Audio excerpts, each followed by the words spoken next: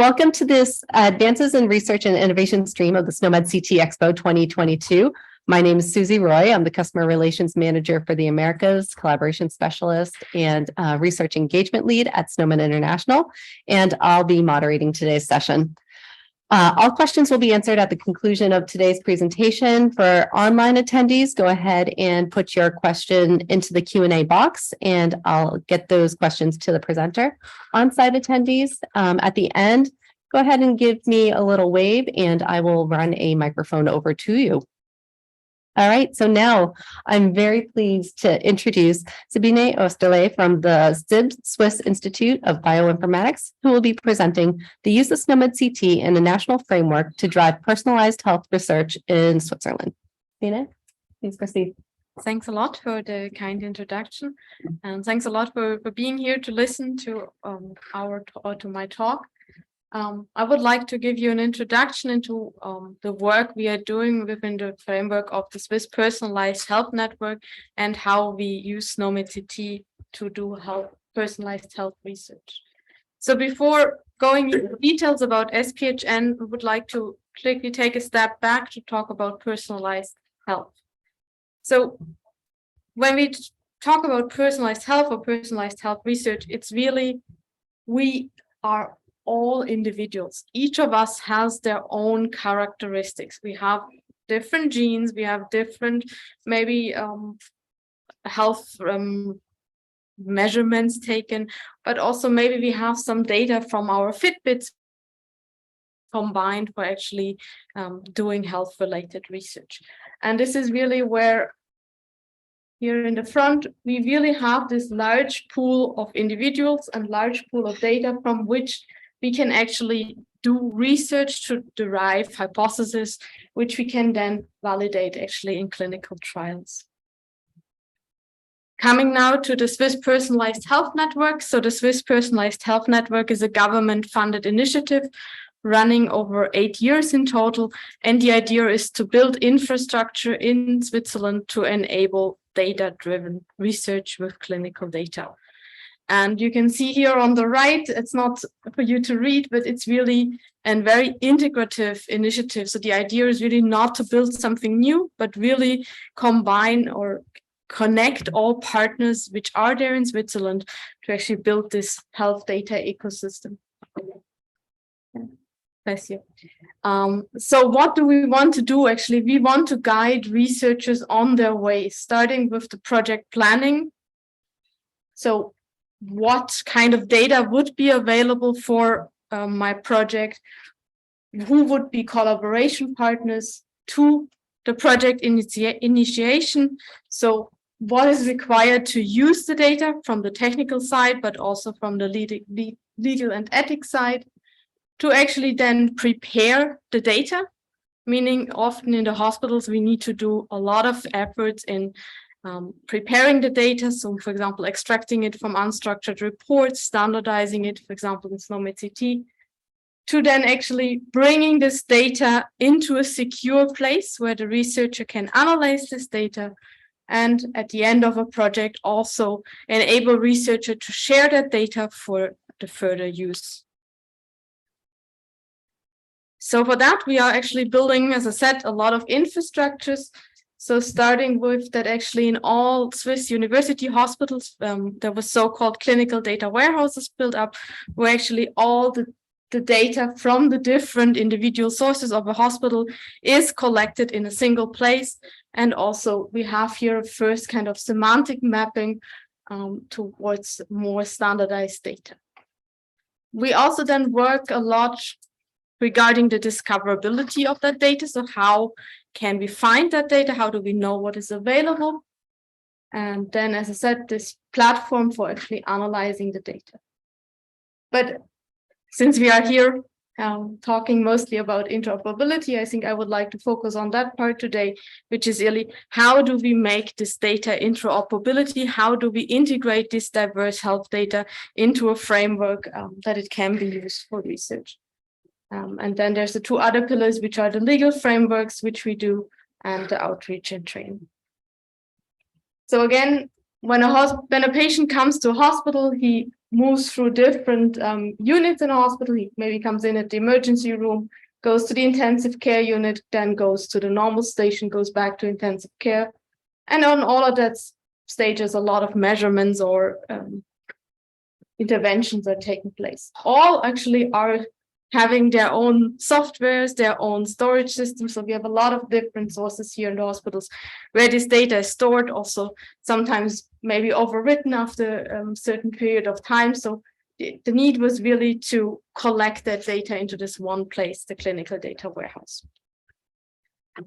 And yeah, in what we would like to do with this data from the clinical data warehouse, which we can see here in red, we actually would like to combine it with other data. So actually here being it, for example, the omics data. So for example, omics, epigenomics, transcriptomics, or proteomics.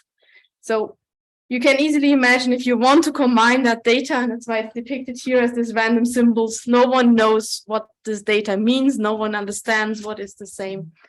And also they all come into different formats, and that's why it's very hard for the researchers to integrate that data. And that's actually why we chosen a strategy in SPHN to represent all of that in a semantically annotated graph. And actually we use controlled vocabulary for all of the concepts and value sets which we use. We use quite a lot of different standards. You can see that we use, for example, ATC, SNOMED CT, ICD-10, CHOP, which is a Swiss standards for procedure. And most of these standards are actually used because they were there already in the hospitals.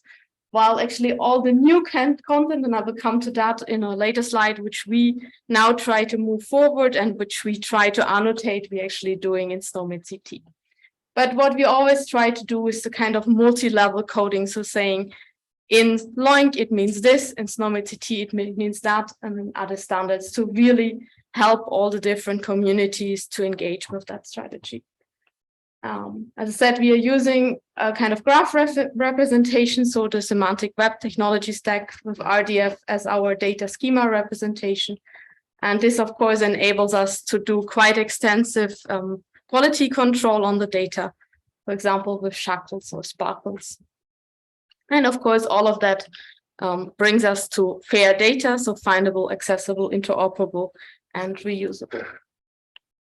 So as I said, we try to do a lot with SNOMED CT, even though I showed you we are using a lot of standards. So here you can see, for example, this is the representation of our heart rate concept. And you can see that we do the meaning binding here to SNOMED CT. And also, as I said, we try also to do it to other standards, for example, LOINC. All of that is implemented as an OWL equivalent class. And you can see that of the 63 concepts we currently have, we were actually able to do for 47 such a meaning binding to SNOMED CT. Also, what we do is so-called value set binding. So you can see here we have two different kinds of value set. So example here again, the heart rate, we have a regularity code. You can also see it here, where actually there were 3 codes chosen to be allowed for that value set.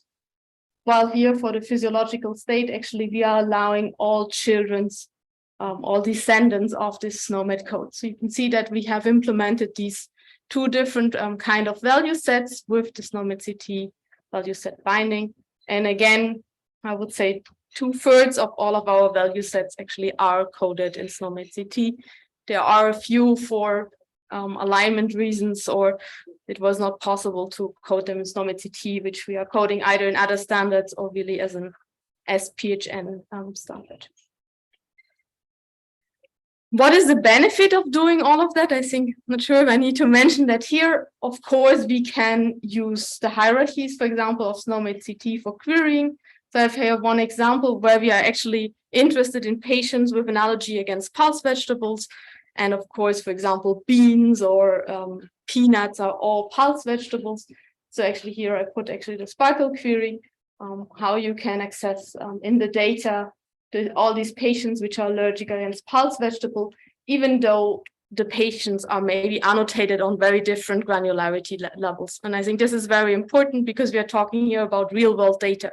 So in a real world scenario, no one cares about annotating everything on the same granularity level. And here SNOMED CT really helps a lot. The other thing which we're doing is really using the knowledge of SNOMED CT, which is additionally provided in SNOMED CT.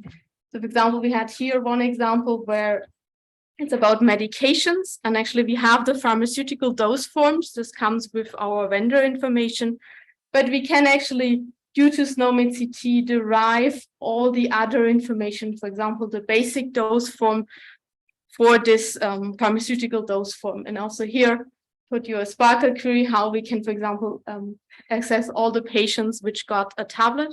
And that was actually a question, not if they got a tablet, but how many tablets they got, of a project we did for elderly care, where it was really like, how many tablets does this patient have to take? And that's really information which normally a study nurse really has to manually collect, which now, because all of that information can be derived over SNOMED CT from the medication core system, is now available. To make all of that work and smoothly work, you can imagine there is a lot of tools and an ecosystem needed for that. So I would like to point out a few things, especially related to SNOMED CT here. So as I said, we all start with that kind of RDF schema, which is our blueprint for the knowledge representation. And of course, we are connecting that to a terminology service where we provide all the terminologies which we are using in the same RDF format. And I would especially like to highlight here, for the SNOMED CT, we actually built a conversion pipeline, which is mostly based on the SNOMED OWL kit, which is provided by SNOMED CT International. We actually then added some additional reasoning on top to actually transfer all the OWL reasoning into RDFS in addition, convert that into turtle file and do the technical testing. And I think with that, as I said, we do this for all the standards we are using. We really have a single way of providing all the standards in the same way on our terminology service. Our projects are allowed to extend that schema, because you can imagine we cannot build a schema which fits all research projects in whole Switzerland. So this is the steps here. There is quite some guidelines available on the rules which you need to follow when you do this kind of extensions, because you can imagine all of our tools, of course, need to have some basis, and some people need to stick to certain rules that the tools can actually work with. I mentioned the quality control before. So here we build a tool which is called the shackler. So it takes actually a project ontology as an input and derives the quality control rules for it. And I think here I depicted again, it's, for example, validating the classes and property. It validates cardinality constraints. And I think that's why it's highlighted here in red. It validates the restrictions. So for example, the value set binding. And here you see again, we brought SNOMED CT into the place by coding the value sets in SNOMED CT. But in the shackler, we need to now validate that this is actually true. For example, here, when we allow at a certain value set all children of a certain term, we need now in the validation to make sure that the term which was used by a hospital is really a descendant or a child of this code. And of course, as you all know, SNOMED CT, this is of course sometimes quite some steps below the concept. So that's actually was a quite tricky one to do. We also check for literality constraints and restriction on individuals and instances. Together, the RDF schema is, as I said, the blueprint for then the hospitals to actually extract the data from the source and convert it into RDF, into the project data. And of course, they can use the shackles to validate the data so that it is compliant. And then actually this data is sent to the researcher, where again, he can use the Sparkle language to query the data. And as I showed you before, also really combines that, for example, with the knowledge which we have in SNOMED CT. I put here the link for the paper where we describe this whole ecosystem if you want to read in more detail what I now just like rushed over. So what are the remaining challenges? I think all of us know them. Routine clinical data is quite often in free text. So in reports, we don't have a lot of structured and standardized data. So we really need to move forward to get more structured and standardized data, or to be able to extract it from the reports. However, that being said, we did some tests there, and quite often the information we were looking for were actually not in the report. So I think there's really a need for more structured and standardized data. Also, I think the introduction of standards at the source is a quite important topic. So in our approach, we see now very different steps in the value chains where standards are introduced. So sometimes they are introduced in the source, so really at the clinical information system. Sometimes they are introduced at the clinical data warehouse, which is already quite a very late step. So you can easily imagine something changes in the front. There needs to be somehow a feedback loop to the clinical data warehouse to actually know that this change happened. Some of the coding, some of the mappings actually happens on project level, where of course others cannot benefit from yet. So I think this is really where we push the introduction of standards at the source. And again, we come from the research side, but I think we have seen it here. Everyone needs the same data. This data is needed for clinical decision support, is needed for the clinical routine. So I think it's very important here to join forces to really get high quality data. And I think one very interesting citation is like, standards do not send you money now, they will send you money later. I think the discussion which we have quite often, who pays for all of that, where it's really like, yeah, it actually costs at the moment a lot that we don't have all of that structured, but it's actually not really quantifiable. And I think this is really one of the big challenges we have, that some people just see them, yeah, what it costs, but they don't see yet the benefit, because also the benefit is quite on a long scale. And of course, yeah, one very important thing for us in Switzerland is that really all funding agencies require data to be fair. And I think this is really one way of actually approaching that. And I think with that, I come to my final and I think most important statement. Research and healthcare must go hand in hand. I think we can do only that much from the research side. But we I think have all the same goals. I think with that, I'm happy to take questions.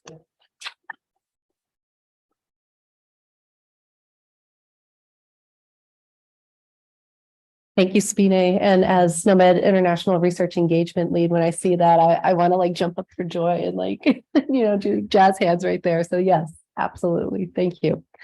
That was great. And so now, yes, we will take any questions. So those in the room, go ahead and raise your hand. We already have people jumping up. And thank you. And those online, go ahead and place your questions in the Q&A box, and we will get to your questions as well. So first question from the room. Dr. Kiwafong. Thank you. So, Kiwafong from US National Library of Medicine. Thanks for the nice talk. So my question is about mapping to SNOMED. Say you cannot find an exact equivalence in SNOMED. What do you do? Do you use post coordination, or do you allow approximate matches? I think at the moment we only map when it's an exact match. So what we try actually in our schema always to decompose the information. So we really try to go down to the most granular information that also, as I said, the mapping is easier. We're not using post coordination yet. I would be very interested in seeing, as we have a few research ideas in how to also translate the post coordination and the syntax into actually all the RDF and semantic web world, and really to see how to better integrate it, but we have not started that work. It's only some ideas. Question online from Jay Kola. Hi, Jay. Great presentation. Love the idea of a multi-level, multi-code binding for value sets. Did I misunderstand this, or were you creating common schema mappings between code systems? If so, were these created manually, or did you try to reuse UMLS to find linkage/crosswalks and some sort of semantic model transformations? I think at the moment it's all done manually because it's only for our main concept, which are around 60 at the time. So it was we were still able to do all of that manually, but I think also and we're not doing it for the value set yet. So for the value sets, we are aligning on one standard, but I think that would be something very interesting to go in the future. And then of course, as more it scales, we need more automated approaches to do that. Yes. Oh. Another question in the room. Hi, thank you for the talk. I wanted to ask you, since you are in Switzerland, do you happen to have data in different languages? And if you do, how do you deal with that? Exactly. So I think we have actually 4 national languages. And I think the nice thing is that the research language is English. And I think due to the fact that we have 4 national languages, English is quite common. So also with the doctors, it's very easy to get them towards the English language, because as soon as they work across the country, it was always English. So I think, yes, we have the challenge. And I think that was also one of the needs, because you can imagine local codes for lab. You know, you have abbreviations in German. If I give that to my the French-speaking colleague, he would not even be able to understand the abbreviation from a German word. So I think there, of course, we had quite a need for agreeing to a common standards, while the English language was quite okay. But we have also some activities all going onwards, actually with not we, but actually eHealth Schweiz, which really also translates SNOMED CT into German, looking into that for the care system. Thank you. We have another question up in front. Thank you. Thank you, Mr. Ian Green, for running around the room for me. Great. Thank you very much for this interesting presentation. I find this last sentence very interesting. Research and healthcare must go hand in hand. How do you ensure that all your insights for all the difficulties mapping the data from the hospital to your schema, how do you ensure that this knowledge comes back to the hospital, to the EHR vendors, to the lab system vendors? So. I think that's a very challenging topic, because also, of course, quite a lot of the mappings we do are considered to be research grade, so they can actually not go back. So I think one of the things which I see as an advantage is really that we raise the awareness and do a bit like a pilot to show how, for example, SNOMED CT can be used, that it's really then taken up in the clinics. But as I said, then really on the medical level, which is it's a different process than what we do for research, unfortunately. Another question online. I think RDA databases are pretty scalable these days, but can you share any insight on performance, data volumes, and if you had to do any optimization for any analytics? I'm actually not the technical person to give you really numbers with. I think, yes, there is, of course, we had some issues. For example, we were representing waveform data in RDF, which you can imagine is quite a lot of volume data. So that actually became quite slow. Again, this is always the question, how much memory you give to your machine, which is again a cost issue. But actually also we are looking here into things, how to represent, for example, waveforms in different formats, because here the graph is maybe not the right one, but this is really still to be evaluated. One more. I have the mic. Go ahead, Dr. Oh, thanks, Susie. Yes. Thanks, Sabine, for a nice presentation. If I understand Switzerland correctly, each canton is building an electronic patient record. So I have a two-part question. The first part is the patient record part of your ecosystem? And the second part is, if it is, do you tell the cantons what to build, or do you depend on your interoperability solutions? Again, I hope I answered that question correctly. So the electronic patient dossier is something which is in the very early stages in Switzerland. So actually it was originally by every canton, where we have 30 with less than 10 million of population. So you can imagine it's quite diverse. Also, that being said, all of the cantons have their own data protection laws, their own health laws, everything. So it's a really complicated system.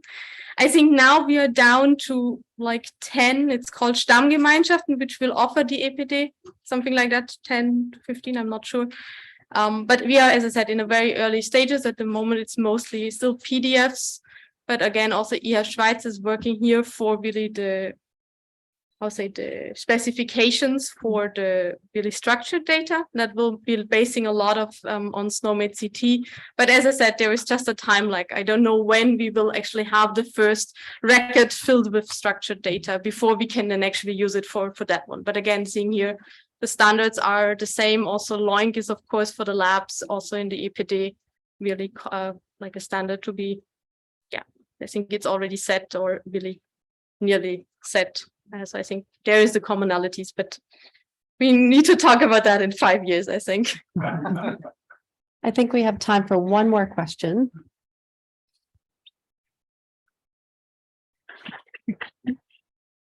Yes, thank you.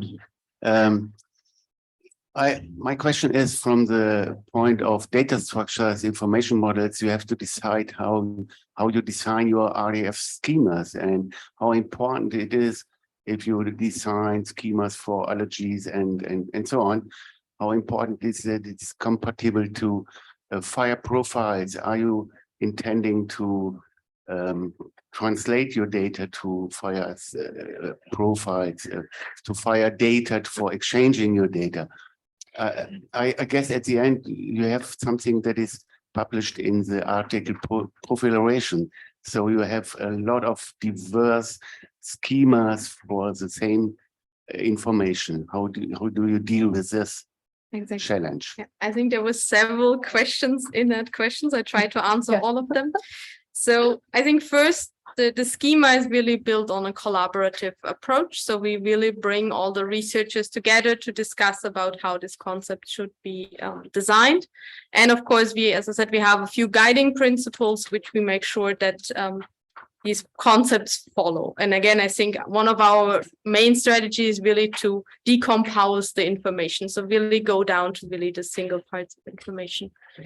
Regarding the fire question, not to be said is that fire is very early being adapted in Switzerland. So we have not yet really big applications running in fire in Switzerland yet, but it will be more on the clinic side. So the idea here is actually that we would be able to feed fire data into that, to convert it then into the RDF data, to actually be able to use it for research.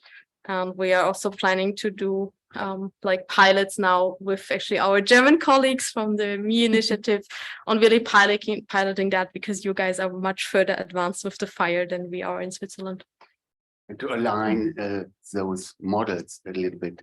Yeah, and to see how it is possible. And I think the benefit of that, as I said, is that the framework is very flexible. So everyone can, according to the guiding principles, design the concepts. Okay. So I think that's really one of the benefits, how we can really accomplish help with all the different data models which are around. Also, on the other side, we are, for example, working towards conversion to I2B2 from this RDF model. Again, being that said, we lose a lot of information when we do that. But for some application, you need I2B2, especially for federated queries, or also looking into other common models, how, as I said, from this very flexible middleware to go to these models. Thank you. And with that, we will conclude this session. Dr. Orley, thank you so much. That was really excellent. And for everyone online, you can go ahead and join another session through today's event lobby. And those here in the room, thank you again, Sabine, and